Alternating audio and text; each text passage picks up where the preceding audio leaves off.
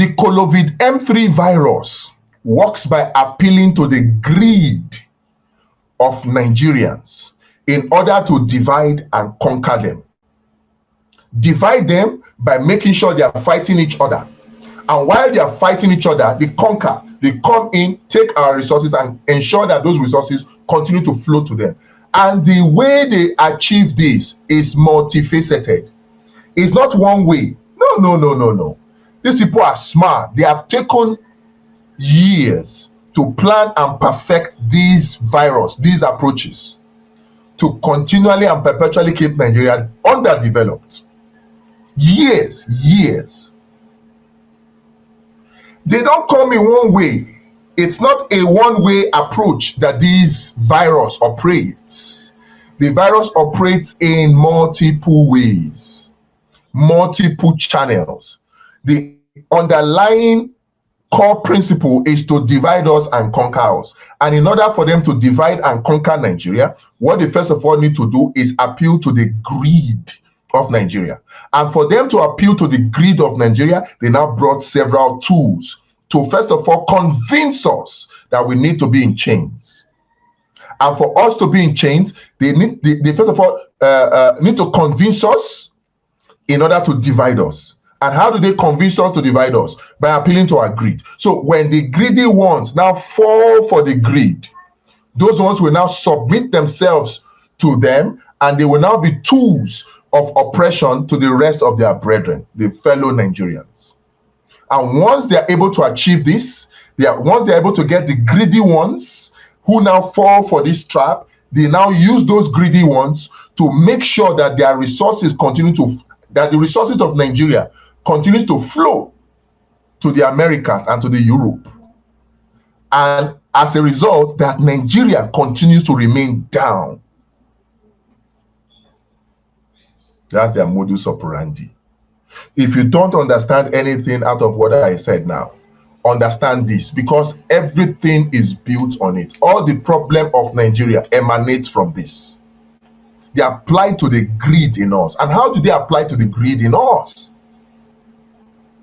I told you in several ways. They use religion to appeal to the greed in us. Religion is number one. They use fashion to appeal to the greed in us. They use luxury to appeal to the greed in us. They use sport to appeal to the greed in us. They use music to appeal to the greed in us. They use movies, entertainment, comedy to appeal to the greed in us. So you see why this Kolo-Vid M3 virus is very, very dangerous, because it cuts across all aspects of life. They appeal to the greed in us. Now, what they do after appealing to the greed in us is they now use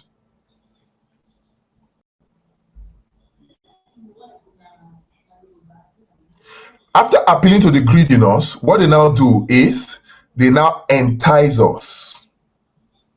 Oh, the greatest footballer, they drive Bentley, they drive Ferrari. So if they will now give us celebrities that are tools in their hands. Celebrities across all aspects. Political celebrities, religious celebrities, comedy celebrities, football celebrities, movie celebrities, security celebrities. They give us celebrities. And celebrities is the foundation upon which they appeal to our greed. So they take those people and use them as example to show us that, see, if you can just hustle and get these good things that they are bringing to us, then you will live a good life. Meanwhile, for every one celebrity that exists, there is at least 100 million poor people. 100 million poor people. Now, how do they achieve this? The lifestyle of celebrities are centered around consumption. The lifestyle of celebrities are centered around consumption. In fact, the whole reason why they developed this whole concept of celebrity is to entrench the habit of consumption. Look at all the celebrities, they are consumers. From business celebrities to educational celebrities to religious celebrities, entertainment celebrities, football celebrities, which one again? Music celebrities. All the celebrities, they are what? They are consumers. And so long as the celebrities are consumers, they will influence us to be consumers. And so long as Nigeria remains a consumption economy, we'll continue to remain poor, insecure, impoverished, unemployed, while our resources continue to flow to the west and to the east. It's a trick. And so they developed this concept of celebrity to appeal to the greed in us as Nigerians. And once they succeed with some few persons, they use those few persons to divide and conquer us as Nigerians. And once they succeed in dividing us into the rich and the poor, into the north and the south, into the Muslims against the Christians, into the south versus into the tribe against tribe, once they succeed in dividing us, what happens is the resources of Nigeria then continues to flow towards them. And the more that happens, it's a positive feedback system. The more that happens, the worse things get for Nigeria. The more we are entrenched in consumption. That is why we need leaders that will take us out of this consumption mindset if Nigeria is to experience prosperity. The whole concept of celebrity is built on this concept to make sure that they divide and conquer us across every area of life. Just think about it. The people that are our business celebrities, mention them.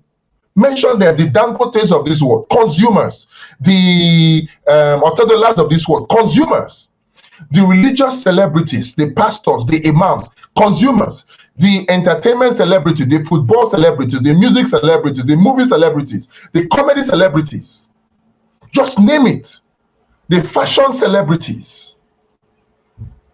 They are all consumers. And the reason why they entrench this concept of celebrity is to divide and conquer us.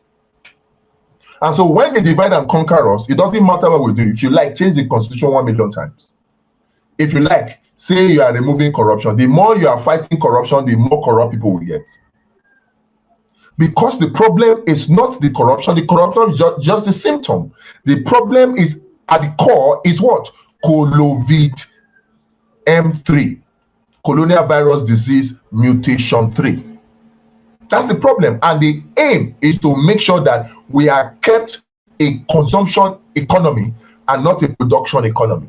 To divide and conquer us so that a very few people who are falling for the greed of these persons will keep the remainder, the majority of the people, poor and impoverished. That's the whole essence of it. That's why they developed the concept of celebrity. The concept of celebrity. And in order to achieve that, they now brought in another concept, privatization.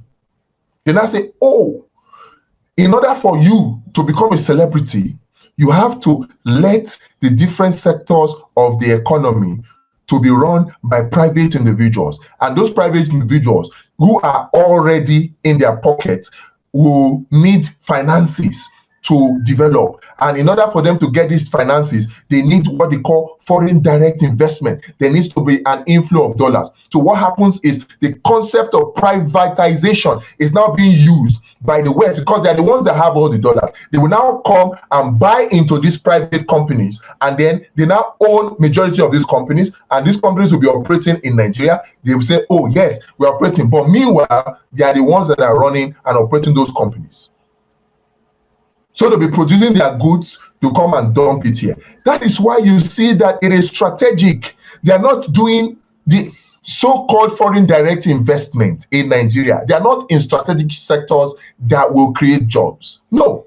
They will come and tell you we're investing in food production. So they bring the likes of Unilever, the PZ, Cadbury, the Nestle. They bring the likes of those. It's investment, oh. But what happens?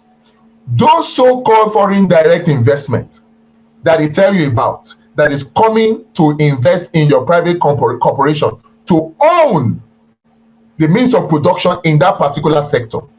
What happens is that at the end of the day, when they make their profit, they do what they call foreign direct what?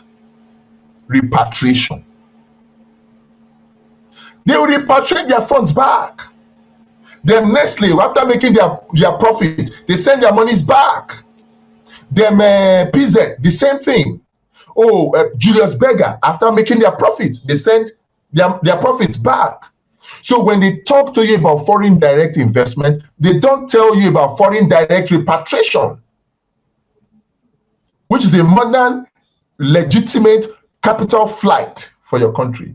And so long as this happens, they will not invest in Ajaokuta Steel that will result in the rapid industrialization of Nigeria. They will not invest in that. They will choose rather to invest in Dangote refineries, so that Dangote refineries will take foreign direct investment from them. Like we hear that 70% of Dangote refineries is owned by IIBDG, which is closely affiliated to IFC and the World Bank. Do you understand? So Dangote refineries, now they will say, oh, Dangote refineries will create jobs. Oh, it will create 100,000 jobs. For every 100,000 jobs that Dangote refinery creates, it actually kills about 10 million jobs. Meanwhile, we have a deficit of 50 million jobs. So what is the sense in having a Dangote refineries that will kill 10 million jobs to create 100,000 jobs? And these 100,000 jobs, they are 100,000 medium level to low level jobs. The high tech that is required to build the refineries still depends on them. That is what they want. So they put a system of privatization where they use private corporation to invade the sovereignties of countries. And they are doing it already. And you know the thing? Because they have put the concept of celebrity in place, they use this same celebrity to convince us that we should submit ourselves to them and put ourselves in chains, in slavery, a third time. That's what foreign direct investment is doing to us. Foreign direct investment is good though, if it is applied in the right direction. You're talking about coming to invest in road infrastructure, in rail infrastructure. Look, we borrowed 7.5 billion naira from China, dollars from China, to build 3 railway lines. Itakpe Warri railway line, Lagos Ibadan railway line, Abuja Kaduna railway line, 7.5 billion US dollars. And you know what? Those loans, they are fake loans. Do you know that money never actually left China? That $7.5 billion never left China. They just told us on paper that they have given us a loan of 7.5 billion US dollars. On paper. You know, when you say audio money is doing well, at least you hear something. This one is paper money. On paper, that money never left China. I'll prove it to you. They gave us a loan of $7.5 billion to build how many railway lines? 3 railway lines. The locomotives that will be used for the implementation of that rail project is going to be provided by companies in China. The rail that is going to be used for the railway lines is going to be provided by companies in China. The experts, the engineers, the personnel that are going to be used to implement these railway lines, the top level, the top brass of the manpower, the skilled staff, is going to be coming from people in China. Because do you know how to build railway line? Do you know how to build locomotive? Are you able to build locomotive? No. So they give us a loan on paper and now tell us that we have to use their own companies to buy the material and get the people to build the railway lines. So immediately, you know what happens? As those railway materials are leaving China to come to Nigeria, as those engineers, their experts are leaving China, expatriates are coming to Nigeria to come and build the railway lines, they will first of all deduct the money that they will use to pay for those locomotives, deduct the money they will use to pay for the railway lines, deduct the money they will use to pay the engineers, and they will pay those money to those Chinese companies. And so the money never actually left China. And you see, the more they do that, for every locomotive that leaves China to come to Nigeria, they are creating jobs for their people. For every Chinese engineer that leaves China to come here, they are creating jobs for their people. In fact, we hear that it's even the second class or low class engineers they send. The main engineers are in China. They are creating jobs for their economy and creating unemployment here. They will lie to you and tell you, oh, we will employ Nigerians to do labor, to do this. Those are low-level jobs, because at the end of the day, even those laborers that are employed to do the manual work of laying the tracks, right, or doing some low-level maintenance, those people, whatever monies they are paid, they will spend that money on buying things that are made in China. So ultimately, the money still goes back to China. So when they tell us they are giving us loan, this foreign direct investment, it's actually a trap. They know very, very well that what Nigeria needs is rapid industrialization, but they will not help us with foreign direct investment to help us industrialize. No. They will not help us with foreign direct investment that will help us to industrialize. They will only help us with foreign direct investment that will keep us trapped. And they do that by using the concept of celebrity and using the concept of privatization. And all of these are embedded in the colonial virus disease mutation 3, Kolo-Vid M3. That is the problem of Nigeria. You think it is corruption? It is not. In fact, corruption was created by this Kolo-Vid M3, by the World Bank and the IMF. Corruption was created by them because they need the corruption to keep the system of divide and conquer, the system of celebrity. They need the corruption to keep it in place. They need the corruption. The food, you know, it's just like viruses feed on sugar, right? Viruses feed on sugar. Bacteria, they feed on sugar. The whole food that the Kolo-Vid M3 feeds on is corruption. So they created corruption to fuel this virus so that the virus can spread. Was it Africans, was it Nigerians that created corruption? No, corruption was created by them. All the while in the 1950s, 1960s, they were telling us that they are training our elite. They will say they are giving them scholarship to go and study in America, to go and study in Britain. They were feeding them rubbish. It's the concept of celebrity that they were entrenching. That was how it started. They will now say, oh, somebody went to go and study in UK. He came back and got a car. He's celebrity. So everybody now wants to go and study in UK.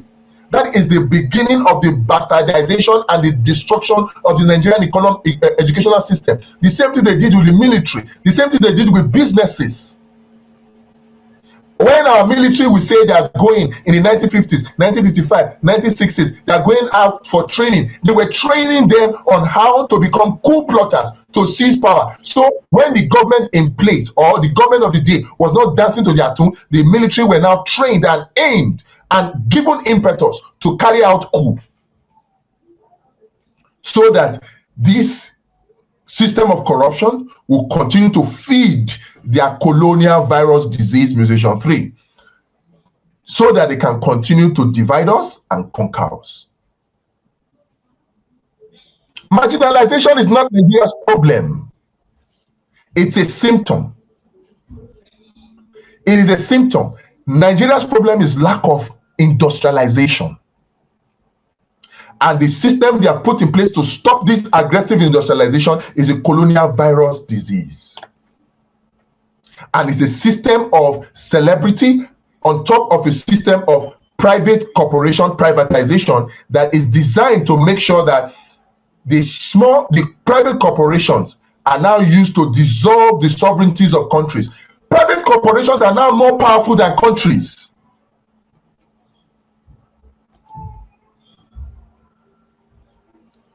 They are now more powerful than countries. There is a Chinese firm. In fact, look at this. The treaty violation. In fact, let me share my screen with you. I'll share my screen with you. Share screen. Understand? Good.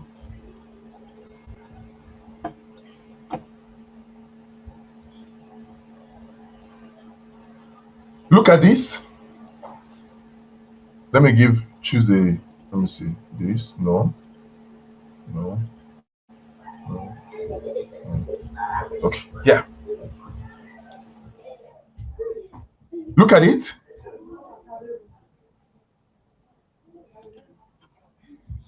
Treaty violation. UK court orders Nigeria to pay Chinese firm $70 million, dismisses immunity plea. A court of appeal in the UK has ruled that Nigeria is liable for $70 million arbitration award in favor of Zhongshan Fuge Industrial Investment Company Limited, a Chinese investor. Julian Flux, the presiding judge, made a ruling on Thursday in reaction to claims of state immunity made by Nigeria to avoid paying the fine. Now, in 2020, Zhongshan through Zulai Zongfu Industrial Group Company Limited, Zhuhai, its Chinese parent company, acquired rights to develop a free trade zone in Ogun State.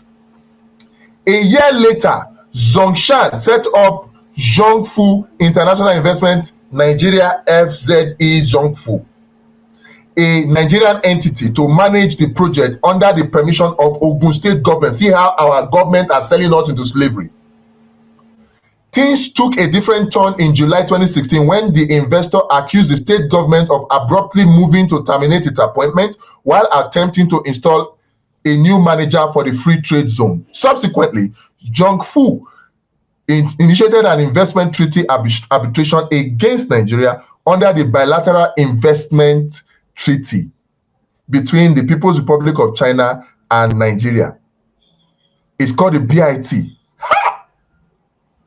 Remember this documentary that I showed you? Remember that documentary? I will look for it and bring it. These people are dealing with us. They are dealing with us, and they put these systems in place to make private corporations more powerful than countries. We'll go deep into this, how they do it, in another broadcast. But right now, let's just understand this. These people, they don't like us, so they're not like us. So the problem is colonial virus disease. And colonial virus disease is done in such a way that Nigeria is divided to be conquered using the concept of celebrity, using the concept of privatization. And they now put all the other things in place, the devaluation of the naira, the removal of fuel subsidy, removal of all subsidies, not just fuel, because removal of subsidy in electricity, removal of subsidy in education, they call it the student loan bill, but it's actually a lie. It's a removal of subsidy on education. That's what it has turned out to be, because they call it student loan. They have removed the student, they have increased students' fees now, school fees, and yet the student loan is not accessible. And even when the student loan will become accessible, it will still not be accessible to Nigerians, because by the arrangement of the student loan bill, even the students will not have access to it. Because it's only available to families that earn less than 60,000 naira in a month. So if you are earning 60,000 naira in a month as a family, father and mother, you cannot access the student loan bill. And you can imagine those who earn less than 500,000, maybe 20,000 in a month, 40,000 in a month, those people will not even bother about sending their children to school. So invariably, the so-called student loan bill is not meant for the students. It's meant to just provide an avenue to do two things. One, increase school fees, which is removal of subsidy on education, and also the monies that we collect from taxes on the companies will be available for government and friends of government to steal and loot. So at the end of the day, it's not for Nigerians. We have to wake up. Oh, we have to wake up. We have to wake up. We have to wake up. Kolo-Vid M3 is a dangerous virus, and we need to cure it. We can cure it. For us to cure it, we need to separate the foreign component of this Kolo-Vid virus from the private component. And to do it, we need to establish 5 laws. Number 1, we need to establish a social welfare law, like they have in America. 17% of America's budget is spent on social security, providing food for the less privileged. Social security. America, that claims to be a capitalist economy, spends almost 20% of its economy on social welfare. Almost 20% of its budget on social welfare every year, even higher than education, higher than health. Yet they claim to be a capitalist economy. The same thing with Europe. So we need to put these kind of laws in place, because it is the lack of these laws that they are using to help corrupt politicians to weaponize poverty to continue to perpetrate themselves in place. People like them, Tinubu, have weaponized corruption, weaponized poverty, weaponized hunger. A hungry man is an available tool to be used for any crime. And so they know this. That is why in America and in Europe, it is the government that is responsible for social welfare. But in Nigeria and indeed in Africa, it is individuals that are responsible for social welfare. And if individuals, so long as individuals are responsible for social welfare in Nigeria, those individuals will weaponize poverty, because it is those individuals that people will see as heroes, as their destiny helpers, according to what is preached in the religious organization. It is those people that will be seen as destiny helpers. And so rather than the people pledging allegiance and loyalty to their own countries, they'll be pledging allegiance to those individuals like Tinubu. And then, of course, it is what those individuals tell them that they will do. That is why you still have people who will sell their souls for $100, $500, like we saw those women displaying, to support Tinubu.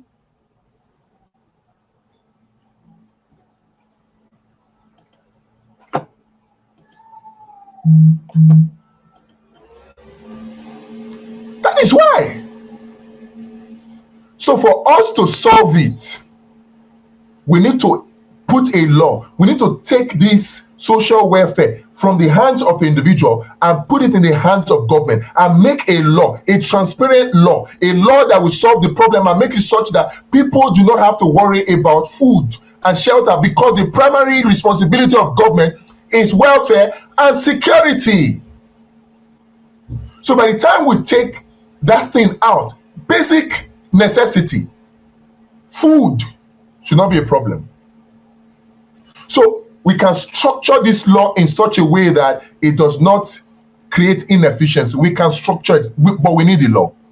Don't come and tell me, oh, the food bank is making Americans hungry. We need the law here. We can tweak ours in such a way that it does not create such inefficiencies, but we need it. That is one of the ways we would break ourselves free from this colonial virus disease mutation 3. Because once the people are now able to get social welfare security from the state, their loyalties will change from individuals to state. The only way we can build strong institutions is by creating this social welfare law. So long as we have individuals like Tinubu, individuals like these corrupt politicians that we have, so long as we have them as the ones that are responsible for social welfare, so long as we have them as the ones responsible for social welfare, this colonial virus disease driven corruption will continue to exist. And then that will continue to make sure that we are poor as a country, while our resources continue to flow to the world powers, which is the target of the colonial virus disease in the first place, mutation 3. So for us to stop it, we need to enact this law. It is critical, it's important. When I mention it, people don't pay attention. People don't pay attention. One of the reasons why I supported Peter Obi was because of this production mindset. To to take us out of this consumption mindset that this corrupt system of colonial virus disease is intending to keep us in perpetually. Take us out of that corruption mindset. Take us into production mindset. That's what we need. But this colonial virus disease that these world powers have put in place in Africa, in Nigeria, will not let Nigeria go out of consumption into production. And that's why many of them probably don't like Peter Obi. And one of the things that we need for this to happen is for us to create social welfare law. Imagine if it is the state, if it is the government that is responsible for the social welfare of people in northern Nigeria, in southeastern Nigeria, in southwestern Nigeria, and not individuals who wake up and do masa and do kunu and give to people that come around. Some of them, if it was the government, do you think that they'll be able to buy votes? Vote buying will not stop so long as individuals are responsible for the social welfare in Nigeria. Vote buying will not stop. So for us to stop vote buying, we need to institutionalize the social welfare of the citizens. And another way to do that is to make it a law, put structures in place, put rules in place, a rule-based one, well-defined, so that every single Nigerian is taken care of by the government. Don't tell me it cannot be done. The money for education tax, for ITF, for TET fund, the money, all those monies, they are enough. This 1% they want to collect from FIRS, from customs, from immigrations, those are 1%. Now, they are more than enough to set this up. I told you that America has 17% of its national budget every year spent on social welfare, bigger than what they even spend on military. That's to tell you how important it is. And we need to put that system in place in Nigeria. If not, we'll continue to go around in cycles and continue to do what the West wants us to do through the IMF and the World Bank and this colonial virus disease system that they have put in place. So we need to enact that law. That's number one. Number two, we need to create a law that bans our celebrities. Now we can focus on government workers because that's where the policy engine room is. That's where everything comes from, government. We need to make a law, number two now, that bans government officials or people that intend to work with government. Anybody that works with government, anybody that is a political government official or an appointed government official, we must ban them from sending their children abroad for education, for sending themselves abroad for education. In fact, we should structure the law in such a way that we give a time space. If you want to work in government, you must have attended, your children should attend private schools within Nigeria. How will you send your children abroad to go and school abroad and care about the educational system in Nigeria? You won't. We heard the other day now that Desiani attended the graduation ceremony of her son, and then Ben Bruce went there to go and celebrate with her, and then took a picture and sent it online. The picture went viral. Desiani was able to do that because she was able to, according to the report of the FCC, steal Nigeria's money and go and hide it abroad. Now she's using that money to enjoy herself. So while she can do that, do you think she will care that the system in Nigeria works? She won't.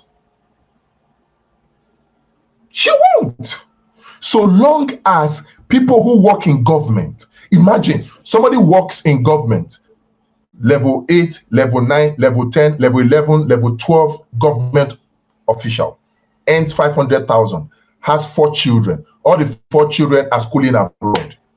How will he not steal? How will he not steal? How will he not be corrupt? So by merely allowing government workers the ability to send their children to school abroad, we are encouraging corruption. And besides, all of this sending the children to school abroad that we have been doing for these past 40 years, how has it benefited Nigeria? How? Is Nigeria industrialized now? Is the unemployment rate, is it going down? Poverty level, is it going down? The number of people living in multidimensional poverty, is it going down? Education, as far as I know, ask any educationist, education is supposed to empower the citizen of a country to solve problems in their community. So if sending the children abroad to go and school in America is effective, then it means that the poverty rate in Nigeria should have dropped. So if the poverty rate in Nigeria is not dropping, unemployment rate in Nigeria is not dropping, the mortality rate in Nigeria is not dropping, it means that all this idea about sending children to school in America, in UK, is useless. In the first place, it is useless. And of course, it is encouraging corruption. And it is playing to the tune of this colonial virus disease. They're using it to divide and conquer us. So we must stop it. Anybody who's interested in working for government must train their children and go to school here in Nigeria. Because one of the other things they do out there in those so-called Harvard, Oxford, is brainwash our so-called celebrities. Whether business celebrities, political celebrities, military celebrities, comedy, entertainment celebrities, religious celebrities, all of them, all these Harvard, they brainwash them. They teach them rubbish that are not useful to us in Nigeria. When you hear them come on national TV, they are talking about, there's something index, the GDP, all those things, rubbish. And you see people calling them business expert. Business. In fact, let me not even call their names. But to get where to get to, we begin to mention their name. They come, they just speak all manner of jargon. They call themselves economists. Economics that have been brainwashed by Oxford, brainwashed by Harvard, brainwashed to come and be giving us mathematical models, stupid mathematical models that are meant to keep Africa poor, that feeds into this whole colonial virus disease. Come and be giving us rubbish jargons and say it's business analysis. We need to change. And the part of the things to the way we do that is for us to, you know what? Ban every government official from going abroad. That's number 2. Number 3, we need to make it a law that bans every government official and their family from traveling abroad for medical care. Because so long as Tinubu can go abroad for medical care, he won't care about the healthcare system in Nigeria. They said, he fixed the healthcare system in Lagos. Why is he not taking medical services from the healthcare system in Lagos? Why is he running to France? Why is he running to UK? If you fixed it, why is it that people to treat malaria in the hospital, you probably would die through the process of treating malaria in the hospital? Because the process is so difficult. Not to talk of when the bills come, the bills are not so expensive, so many people resort to self-medication. Because it is difficult and expensive to go to the hospital. Number 1, you have very few hospitals, and then when you get in there, the processes are so difficult, and even when you make it through the process, the cost is expensive. Meanwhile, you have Obamacare, Affordable Care Act. You have the healthcare system in universal care in UK. That are funded by government, only very chronic sicknesses at some certain levels that you need to pay for. We need to wake up in this country. We need to wake up if we want Nigeria to do better. And the third thing we need to do is ban every government worker. Every government worker, not just elected political officials now or appointed political officers. Every government worker must not be allowed by law to send their children or themselves abroad for medical treatment. All this one that Tinubu put in the Pension Act of Lagos, that they must send himself and his family, the Lagos State government would pay for them to be sent to UK to go and receive treatment. That must be disallowed by law immediately, because that way we'll remove that conflict of interest. If Tinubu, think about it, if Tinubu cannot go to France or go to UK for medical treatment, in 6 months, the hospital system in Nigeria will be fixed so that they can take care of him. 6 months. That is why it is so important for us to understand this whole colonial virus disease mutation 3. We need to understand it. Then we can now solve it. We need to fix it. And part of fixing it are these laws. They are the starting point, these laws. The third one is the Education Tourism Prohibition Act. You must prohibit it. And number 4, we need to, because right now, the average Nigerian has a mindset of consumption. But we need to get Nigeria out of this consumption mindset into a production mindset. And for us to do that, we need to impute in them a business mindset. Instead of them waking up in the morning and begin to look for destiny helper, we need to structure them in such a way that they are thinking about how they can solve problems with their skills. And to do that, we need to set up a startup hub, business startup law, that creates startup hubs that make it easy for people to start businesses. If it is difficult to start businesses, businesses will not start. And if businesses don't start, there will be no jobs, because government does not employ everybody. It is businesses that do. It's all this one that everybody is struggling to get government job. Now you even have to pay. Some parastatals, you have to pay as much as 10 million of naira to get a job. How many people have the 10 million to pay? So they share the small spaces that are available. The federal government employs about 1.5 million maximum. The whole of the state and everybody about 4 million government workers. Both the state government, local government workers, and federal government workers, 4 million. Federal government, 1.5 million. So 4 million people are those that are employed by government at all levels, whether federal, state, and local government. 4 million. Out of those 4 million people, we are 200 million Nigerians. So do the maths. If it is only government that we are relying on, we are doomed. We need people to create jobs. And that cannot happen unless we create the startup law. And that startup law will include things that will make it compulsory for industrialization to take place in Nigeria. Because without industrialization, we're going nowhere. Our schools, universities' degrees will continue to be useless. Our polytechnic degrees will continue to be useless until we are an industrialized nation. Somebody studies electrical electronics. Where is he going to practice it? Somebody studies metallurgical engineering. Somebody studies mechanical engineering. Where are the factories? And you can't have all of these factories without industrialization, without Ajaokuta steel, without Alaja steel, without the steel rolling mills, without all of those ancillary steel-based factories. We can't have this. So the business startup law, very, very crucial and very, very important. That's the fourth one. Then the fifth one is the anti-corruption amnesty law. This anti-corruption amnesty law will ban Nigerian government workers from having accounts overseas. They should not buy. You should withdraw the ability to buy properties abroad or save money abroad. And the amnesty part simply means that those who have done it should sell it and return the money back to Nigeria before a certain period, after which we'll go after them. So we set a deadline to say, look, all of you who have stolen money and you have used that money to buy properties abroad, or you have kept that money abroad, repatriate those money and we will forgive you, so that we can invest them in certain areas. If we get 10 of such people, I'm telling you, we'll have more than $20 billion. 10, only 10. So we need that law. That's the fifth law, the anti-corruption amnesty law, that we ban government workers, whether politically appointed, whether politically elected, they cannot store money abroad in foreign banks. They cannot buy properties abroad. No, they cannot, whether they or their families.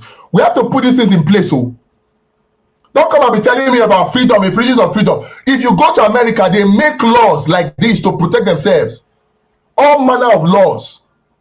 You have the CATSA, countering anti-terrorism, that protects them. Look at America made the F-22 fighter jet, the most advanced 5th generation fighter jet in the world, and they made a law that fighter jet must not be sold to any other country in the world. So as advanced and beautiful as the F-22 Raptor is, it can only be sold in America. Made by Northrop Grumman, made by what are these their companies again? All these military industrial complex people.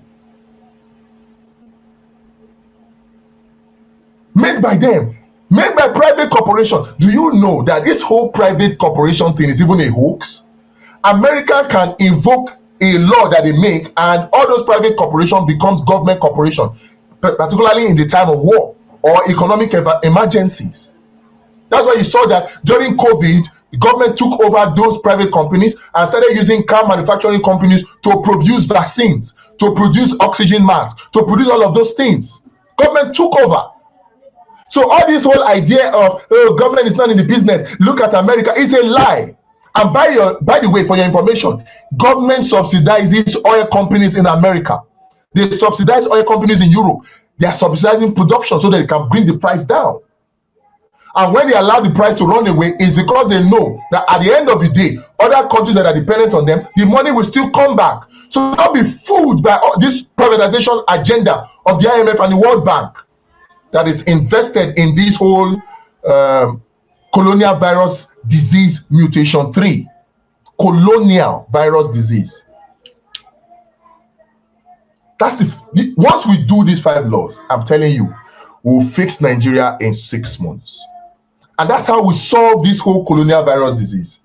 It cuts across. There's a system. You know, they said something in this movie, The Woman King. The king, Gezu, said something that is instructive, but many people don't pay attention to it. You know what he said? He said the Americans and the Europeans have found that when you want to keep a people in chains, you must first convince them that they are meant to be bound. You must first convince them that they are meant to be bound. So how do they convince us that we're meant to be bound? That we voluntarily submit ourselves to be put in chains. How? They do it in several ways. They convince us through football, sports. The whole concept of celebrity was created to convince us that we should be bound. The whole concept of celebrity. The whole concept of celebrity. It was not created to benefit the society. The whole concept of celebrity is not created to benefit the society. Think about it. Every celebrity in any aspect of the Nigerian life does not benefit Nigeria. I don't care who your celebrity is, whether it is a political celebrity, whether it's a religious celebrity, whether it is an entertainment celebrity, whether it is a football celebrity, whether it is a movie celebrity, whether it is an entertainment celebrity, a music celebrity, a movie celebrity, a business celebrity, whatever the celebrity, that whole concept of celebrity, make sure that no celebrity would benefit you. With the system of the colonial virus disease that has been put in place, it's to make sure that the whole celebrity system is used to keep us divided so they can conquer us, and ultimately our resources will continue to flow to them. So the concept of celebrity was designed by this same IMF and World Bank. They are the ones that exported it to us. It was designed to divide and conquer us and to convince us that we need to be in chains. So we are the ones now willingly surrendering ourselves to be put in chains. You know, the Bible says that of whatever a man is overcome, of anything that overcomes a man, the man is brought into, let me see it, by whatsoever a man is overcome, yes. By whatsoever a man is overcome, by the same thing,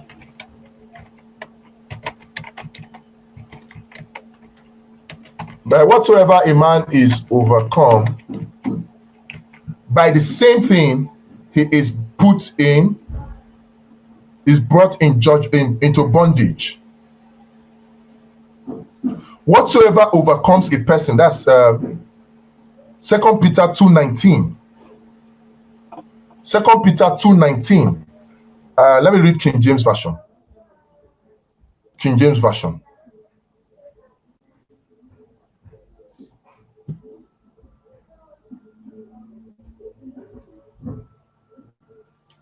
King James Version 2:19. Yeah. They promise them freedom, but they themselves are slaves of corruption. For whatever overcomes a person, to that he is enslaved. Okay, let me read the King James Version. He said, while they promise them liberty, they themselves are the servants of corruption. For of whom a man is overcome, of the same he is brought into bondage. The ESV says they promised them freedom, but they themselves are slaves of corruption. For whatever overcomes a person, to that he is enslaved. NIV puts it this way, says they promise them freedom while they themselves are slaves of depravity. For the people are slaves to whatever has mastered them. Whatever has mastered you is your master. By whatever you are overcome, you are a slave to. Promising them freedom, we're looking at the NASB now. Promising them freedom while they themselves are slaves of corruption. For by what anyone is overcome, by this he is enslaved. Whatever overcomes you enslaves you. Whatever overcomes you keeps you in bondage. The NLC, New Living Translation, puts it this way. It says they promise freedom, but they themselves are slaves of sin and corruption. For they are a slave to whatever, for you are a slave to whatever controls you. The Americans and the Europeans have seen that for us to keep us in, for you to keep a people in chains, you must first of all convince them that they are meant to be in chains. And how do they achieve that today? They use the concept of celebrity. Across all the sectors, celebrities are meant to keep you enslaved. The celebrities come to you, they promise you freedom, but they themselves are slaves of corruption. Tell me which celebrity is not a slave of corruption. Tell me which celebrity is not a slave of corruption. Celebrities that will tell you they are coming to teach or preach freedom, and at the end of the day, they are telling you and influencing you to go and drink more alcohol. They are influencing you to go and prostitute more. They are influencing you to go and gamble by advertising all manner of gambling things. They will never influence you to do productive things. They will never influence you to do productive work. They will only influence you to do things that are not productive. And I'm talking about all influencers across every aspect of life. Across every aspect of life. Let's not joke about this thing. Let's not joke about it at all. If we want Nigeria to be free, we need to set up these 5 rules, these 5 laws, and we need to break the yoke of this celebrity concept. It is designed to enslave us. It is designed to enslave us. We'll take each of these aspects, all of these celebrity slave mentality, we'll break them down. We'll take it religiously and we'll break it down, because if we take all of them, 4 hours we'll be here. We're already over almost 1 hour, 20 minutes. So I'll stop here for now. Please think on these things. For the sake of Nigeria, for the sake of your children, for the sake of your family, for the sake of your children's children. The whole concept of celebrity was designed to keep us poor. It was designed to convince us that we are meant to be chained. So right now, people are submitting themselves to be chained by habits of gambling, to be chained. Let's stop here. Till I come your way again. Next, in another video, we'll take each of these ones and we'll break them down. For you to see how they're using religious celebrity to keep us in bondage. How they are using comedic celebrity, music celebrity, football celebrity, movie celebrity, music celebrity, right? Entertainment celebrity, nonsense rubbish programs like Big Brother Africa, Big Brother Nigeria, rubbish program. How they are using those celebrity mentality to keep us poor. It's a tool in the hands of the West. It's a tool in the hands of the World Bank. It's a tool. The people financing all of these rubbish programs, they're the World Bank and the IMF. Using public-private partnership arrangement with the IFC, International Financing Corporations. Using BITs in place. God will save Nigeria. God will save Nigeria, but we have to get out of this production mindset into out of this consumption mindset into a production mindset. And there are certain things we need to pull down. This celebrity mindset, we need to take it down. This God help me dependency mindset, this divine destiny helper mindset, we have to pull it down. And we have to take out our hands and walk. We have to take out our hands and walk. And that is the production in us that must come out. And we have to break the yoke of this Kolo-Vid M3, colonial virus disease, mutation 3. We have to dismantle it. And to dismantle it, we need these 5 laws. It is imperative. I keep screaming it, and I will not stop screaming it until we listen. Because they have programmed us with all of these things. Nigerians are poor today, not necessarily because of corruption, but because we are being programmed by football. So Nigerians are more ready to watch football, spend hours watching football, than to sit down and think and see why their corrupt political leaders are destroying their lives. Because of this football mentality thing, football celebrity mentality. We surrender ourselves to become slaves to football. Slaves.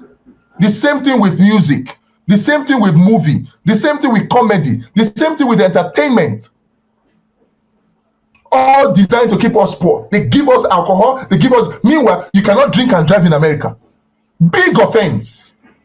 But they flood Nigerian system with alcohol. People drink and drive and even kill themselves. It's a design, it's not a mistake. It's not they give you the concept of enjoyment. They give you that concept. Is it religion that we talk about? They are all programming tools in the hands of the West. Business, they give us rubbish business concepts that add no real practical value to the Nigerian economy. University system that is designed to train people that will japa, not people that will come out and create jobs, because we are not industrialized. How can a mechanical engineer, a metallurgical engineer, electronics engineer, computer engineer come out and create business and start a business when everything is dependent on America? They would rather go to America now.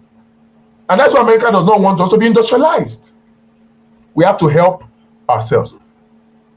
Let's draw the curtain here. Until I see you again in the next video, let's work together with these 5 laws. If not, Nigeria will continue to be the way it is. Even after Peter Obi reclaims his mandate, if we don't do these 5 laws, forget it. They will frustrate Peter Obi if we don't do these 5 laws. So doing these 5 laws is preparing the ground for the coming of Peter Obi. So don't say all eyes on the judiciary, and because of that, you close your eyes, things are getting bad. No. All eyes on the judiciary. We are wishing for the judiciary to do the right thing, but we must prepare the grounds for Peter Obi to come. This is preparing the ground. Putting these 5 laws in place will make Peter Obi's reign smooth and easy and beneficial to all Nigerians. So don't hide behind all eyes on the judiciary to turn a blind eye to these 5 laws. We have to enact them. Check the link for how you can support us. Thank you.